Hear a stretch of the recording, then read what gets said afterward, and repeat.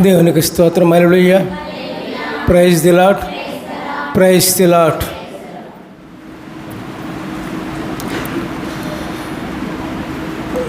బైబిల్లో దివారాత్రములు ధ్యానించువాడు ధన్యుడు అని రాయబడి ఉంది. ఏమంటే మాకు దివారాత్రములు అంటే రాత్రింబగళ్ళు. దివారాత్రములు అంటే ఏంటమ్మా?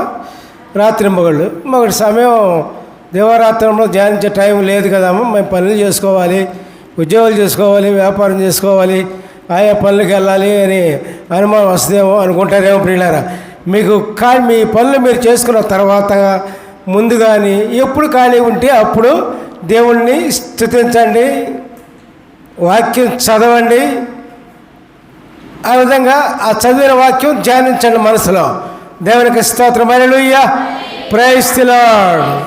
అదే ఇక్కడ కీర్తనకారుడు 112వ అధ్యాయము 3వ వచనంలో ఈ విధంగా చెప్తూ ఉంటారు. యెహోవా ధర్మశాస్త్రమందు ఆనందించుచు దివారాత్రములో దాన్ని ధ్యానించువాడు ధన్యుడు. అతడు నీటి కాలువల యోరను నాటబడినదై ఆకు వాడక తన కాలమందు ఫలమిచ్చు చెట్టు వలె నుండెను. అతడు చేయనిదంతయు సఫలమగును. హల్లెలూయా. Praise the lord.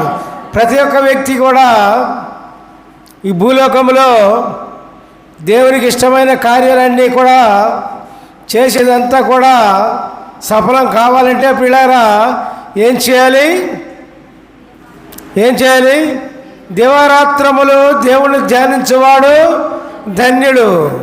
ఈ లోకంలో ఎంత గొప్ప పదవులు ఉన్నా ఉండొచ్చు, వ్యాపారాలు ఉన్నా ఉండొచ్చు, వ్యవసాయం ఉన్నా ఉండొచ్చు, గొప్ప ధనం ఉన్నా ఉండొచ్చు. కానీ అన్నిటికంటే కూడా ముఖ్యమైనది ఏంటంటే ఇక్కడ ఏంటది? దేవుని వాక్యము. దివారాత్రములు ధ్యానించేవాడు ధన్యుడు. అతను ఎట్లా ఉంటాడంట? తన కాలమందు, అంతకుముందు వాక్యము, అతను నీటి కాలువల యోరను నాటబడినదై. నీటి కాలువల యోరను అంటే ప్రక్కన. ఇప్పుడు నీటి కాలువల యోరనని వ్రాయబడి ఉంది.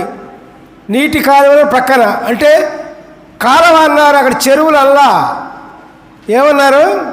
కాలువ అన్నారు. ఎందుకని? కాలువల్లో నీళ్ళు ఎప్పుడు కూడా ప్రవహిస్తూ ఉంటాయి. చెరువుల్లో ఉన్నాయంటే కొంతకాలం నీళ్ళు ఉండొచ్చు, కొంతకాలం వెళ్ళిపోవచ్చు. అవునే కదా? అవునండి. దేవునికి స్తోత్రం.